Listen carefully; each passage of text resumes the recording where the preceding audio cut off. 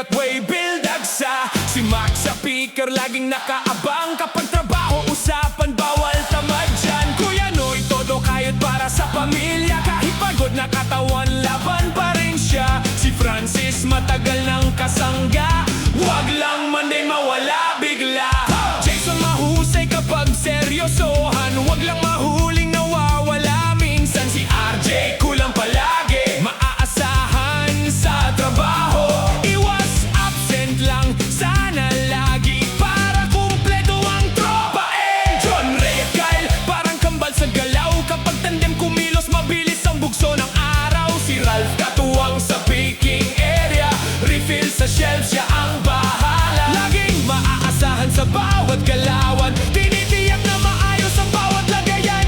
Ganito sa set ko, maingay pero solid. May asaran minsan pero magkakapatid pa rin. Respeto sa bawat isa ang lagi nating dala. Para mas tumibay pa ang samahan ng bawat tropa. Hey, set ko! Hindi urong. Hey, set ko!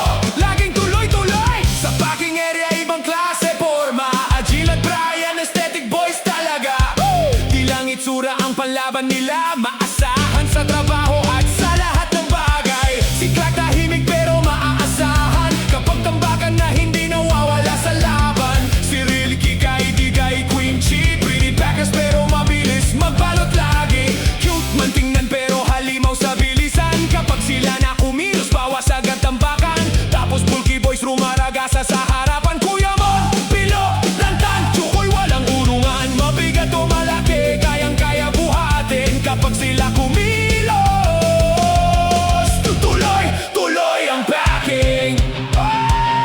Sa sorting sina Kuya Chris at James. Mabilis kumilos para laging may race. Mahusay at masipag sa bawat trabaho. Yakin lang mabuti para walang mamiss na parcel. Sa retorneria si Queen walang atrasan. Bukas at balik agad item sa tamang lagayan. Di lang ganda ang ambag niya sa samahan. Maasahan din sa trabaho at bawat laban. Sa Stockman area laging hatawan. Diyang bukas sama sina Arman at si Luis sa galawan. Mga batak sa trabaho at laging maaasahan. Tunay na masisipag at solid ang samahan. Kapag trabaho usapan walang iwanan.